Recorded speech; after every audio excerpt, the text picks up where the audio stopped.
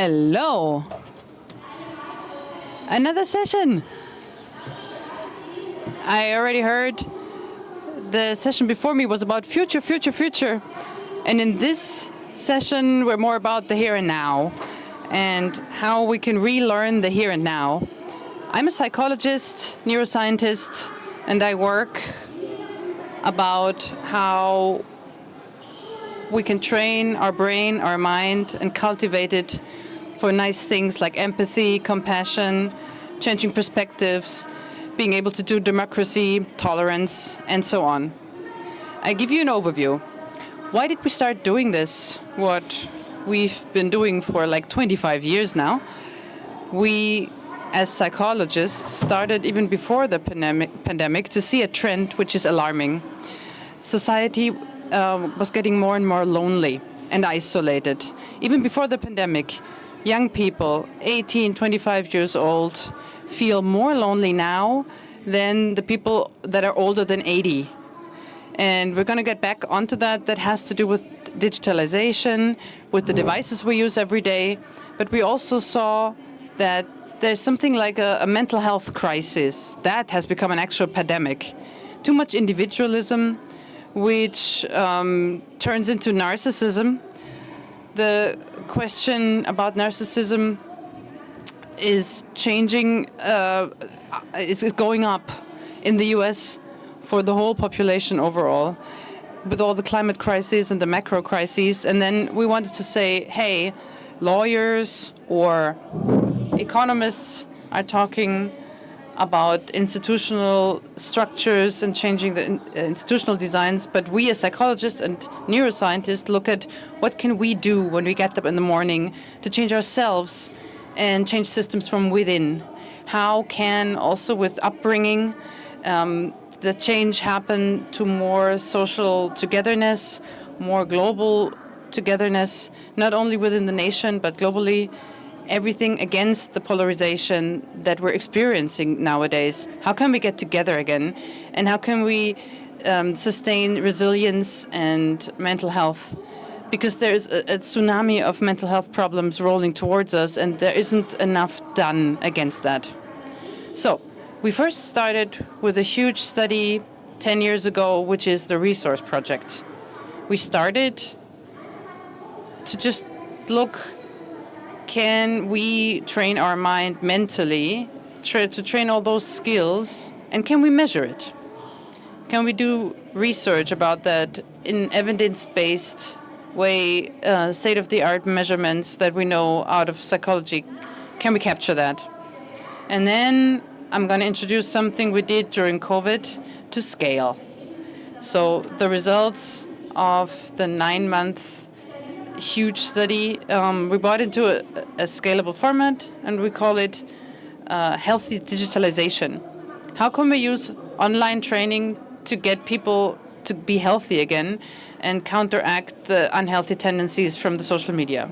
So the basic project was in Berlin and in Leipzig, 300 people, 9 months, and they went through 3 mental training modules. The first, I don't know if you ever heard about that, it's about awareness. What we do is we train awareness and attention to learn that the mind and the thoughts can be present in the here and now.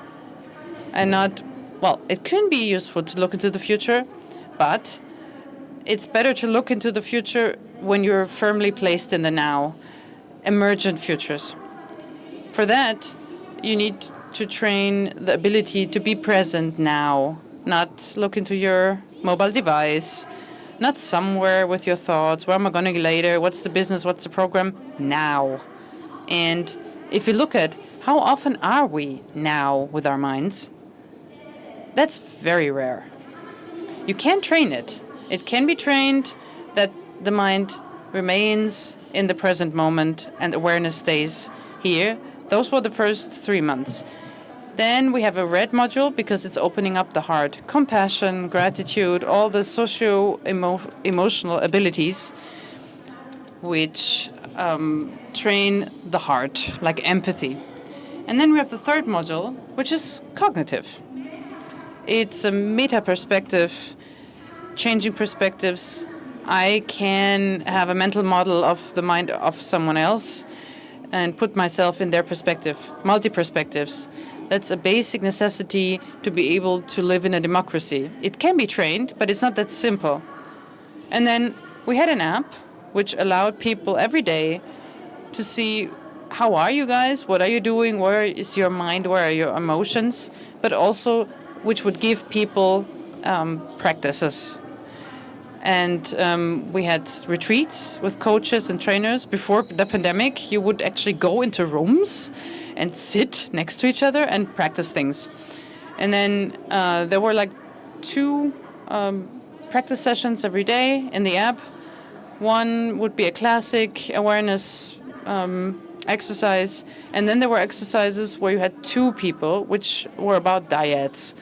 I'm going to talk more about that later. Those are great practices, great exercises. You practice with someone else every day to change perspective, train social skills that you don't know, and you change partners every week.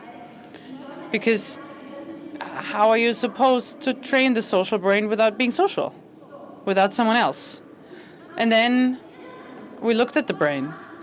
We looked into the brain before and after those modules via brain scans, and asked ourselves if those networks, I'm going to show you right here, those different colors.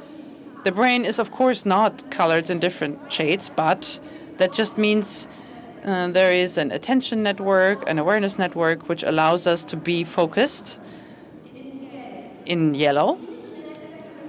And this network can be trained through exercises.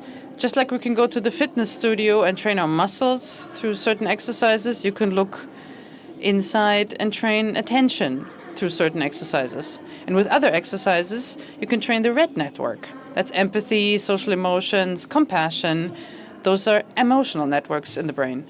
And the green network, that's the one that allows you to reflect about yourself and also about others, to change perspectives.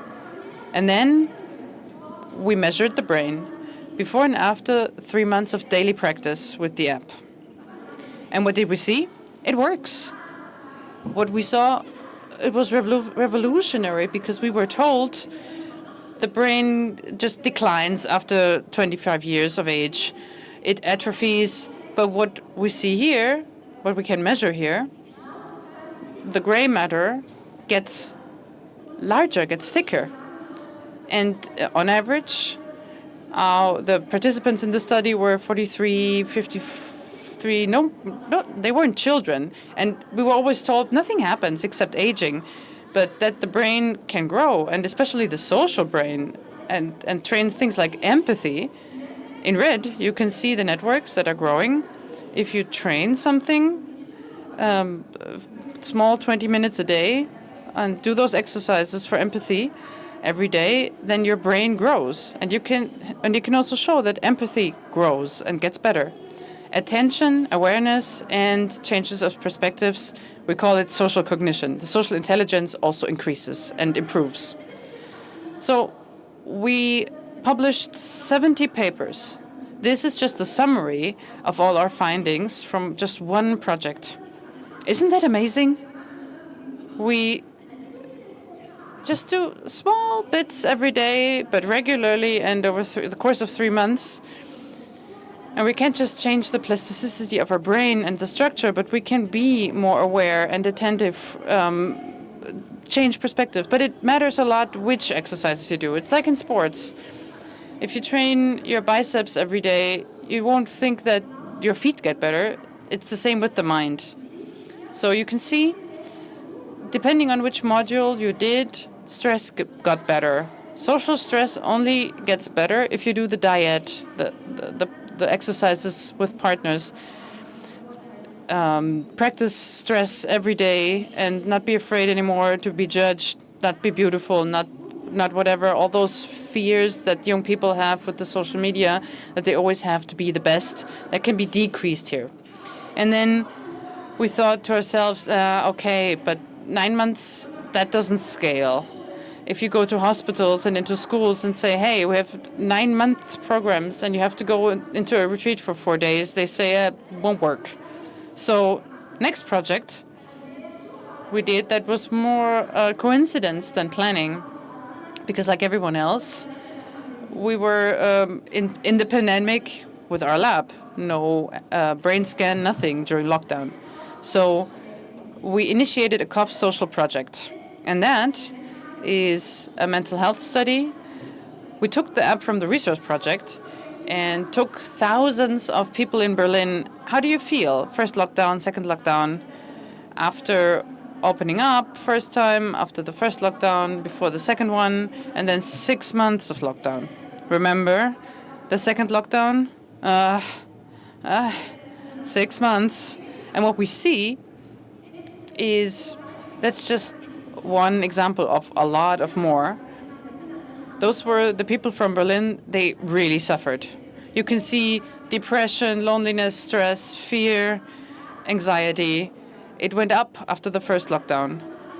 Then we thought in uni, it's over. What was that? And then everybody went into holidays. It was summer, and there was a bounce back, almost back to normal. And then the second lockdown came. And what you can see here, in the literature, we call it the pandemic fatigue. With each month in the second lockdown, depression, loneliness, isolation got stronger, stronger, stronger. And it also shows in pretty much all of the studies coming out worldwide for about this time, women suffered the most, and the youngest, not the oldest. The people 28 to 25 or even younger, 15, 16, they had the highest rates of loneliness and depression and so on. And the effects can still be seen. We have a huge problem, and it has to be addressed. You can download all of this for free if you're interested in this time and mental health during the pandemic. You can find here videos, brochures, and everything that is worth knowing about this discourse, this debate. What did the pandemic do to us mentally? Well, and then we said, we can't keep measuring and look at this going down, going down, going down. Let's take the meditation we had in the awareness module and the diet, the partner exercise, and let's do something online. Of course, we could only do it online because we never knew if we would go back into lockdown any minute. And we did this for 10 weeks online with an app, 12 minutes a day, like a long brushing your teeth thoroughly. But every day, one group was on their own, trained their awareness, did exercises, eyes, whatever, and the others worked in a diet with a partner. We matched the pairs via the app. Then there was a control group and so on. So both groups did something similar. Practiced for 12 minutes via an app, every week with the coach, and online sessions, 2 hours. Then they went deeper, were always the same teachers. Actually practice skills, develop abilities, like at school. And if you're asking, how does an effective diet work? If, like, the two of us would match through the app, I would say, hello, we're in the app. Tell me about a situation from your last day. We do this every day, so from the last 24 hours, where you had stress, something difficult, and how did that feel in the body? Why do we ask, how did this feel in the body? Because all health and all healing is in the body, not up here. As long as you don't feel your body and you cut yourself off, health will not happen. So we're practicing body awareness and accept how do you deal with stress and difficult situations. Then you explore that. I can't say anything. It's not a dialogue. I can only listen empathetically and not judge at all. And if I have emotions, look at them and let them go. Because after 5 minutes, it's my turn. I don't want you to judge me either. Because then there's like a gong. Then second question, and now tell me a situation for which you have gratitude. A lot of gratitude. The Germans have a bit of difficulty with this. Gratitude? Nah, no. Being thankful? No, everything's bad. But let's practice that. What can you be thankful for? You can be thankful for a lot of things. And then you explore your gratitude. How does it feel in the body? And then you change. And after 12 minutes, it's over. And this tiny exercise is so super magic. I'm going to tell you what it does. So when you compare classical awareness, there's a lot of research on that, and the dyad. Both are great to get back your emotional regulation and deal better with emotions. Both are great to decrease fear and depression, have less of both. Both are awesome and efficient to get self-compassion and strengthen your compassion for others. And the alexithymia, I'm not going to talk about it, it's a bit difficult, but now it's interesting. It differs. Awareness itself is good for the mind to calm down, that you don't have all the negative thoughts and That's what happens in depression. It's so strong, those cognitive thoughts. But the dyad is a lot more powerful to increase resilience, the feeling of optimism and I can adapt, I can accept my life, whatever happens, I'm going to do it somehow. And that also shows in computer exercises where you can measure subconscious tendencies if you see the glass half full or half empty. Those are exercises where you can measure if you interpret the world rather negatively or rather positively. And the dyad every day, probably because of the gratitude, actually changes a negative bias into a positive worldview. And only the dyad, only the partner exercise can get you out of your loneliness, which makes sense. And only the dyad brings along social cohesion, the feeling of social togetherness. And this works like a social glue. You feel more and more connected, not just to the person you just did the exercise with, but the whole world, because every week you get a new person which you don't know. So you have a university professor meeting up with a subway driver. So it's very intimate in a living room setting, and this creates social cohesion, tolerance for one another, and also understanding that, well, other people have the same problems as I do. And we measured the stress hormones in the blood, and we could show that after one of these dyad sessions, the social stress reactions with cortisol goes down. So suddenly you feel less societal pressure. Did I do well? Did he like me? Did I do bad? All of this social anxiety goes down. So, and then he thought, great, 12 minutes? You can integrate into your day whenever it fits. You don't need, it's not therapy. Therapy is something else.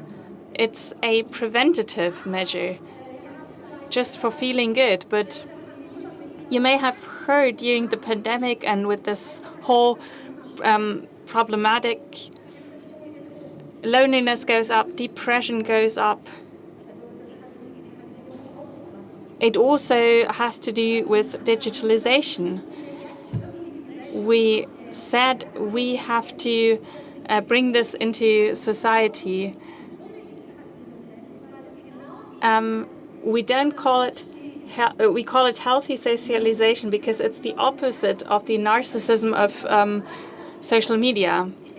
You use it to connect, and you have a vulnerable, authentic dialogue where, for example, young people and children can say, I'm afraid, and this is what it feels like. I feel bad, and this is what it feels like. And they can reflect and hear that from other people and realize that they're not alone in their fears and insecurities and depression. The depression rate in 15-year-olds is increasing dramatically, and the suicide rate in the USA as well. That's really bad. And it has to do with the reality that social media create pressure, like, for example, on how you have to look. If you're going through poverty and always think you have to look like people on social media, like people on Instagram, there's a discrepancy between what you really feel and what you think the world wants to see from you. And if this discrepancy is too large, desperation ensues. And you get the so-called imposter syndrome, where you think you're actually an imposter and about to be found out any minute and will be shamed and so on. And to close that gap, the diet is a daily exercise where you can show vulnerability, show yourself as you are, and see the other person as they are. So you use digitalization for a true, deep contact. And many people tell us that this experience of gives you the experience of friendship and a deeper connection. So we try to bring that into the branches of society in the fields that need it most. The healthcare system, the education system. You know that the burnout rates of nurses and teachers are increasing dramatically. And in the education system, we just started a new study with the where we introduced these diet programs into education. The education system was very much focused on semantic knowledge, and the internet wasn't as important. And you call that future skills. We often hear calls for future skills to be taught to pupils. How to regulate your emotion, your insecurity, your fears, how to be empathetic, how to change perspectives, develop democratic skills, awareness, conflict management. Those are social skills that have become more and more important because it defines our everyday lives in this fast-paced world. So this is why we have a school project where we try to bring the systemic change into the schools and monitor the systemic change at schools. So it's not just about the empathy skills of the teachers, but also about the students' lives. If there are any teachers here, we are doing this project all over Germany. Just approach us. We can give you a free training, and we will ask you questions about that. And the idea is that we can bring programs into schools that are based on evidence. The teachers have to know how it works and teach it to the children, because at some point we will have this as a subject at school, just like we have a subject that is called sports. So physical health is absolutely important to our school system, but mental health is not.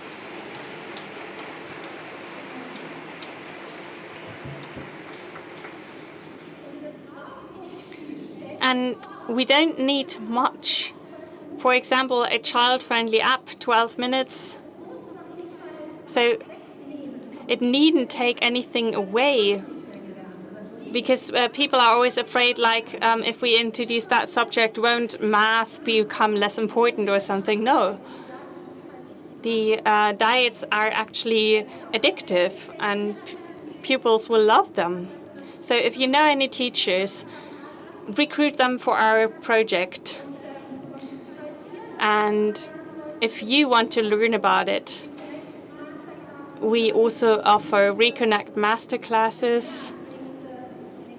In March next year, for example, we have a course here in Berlin.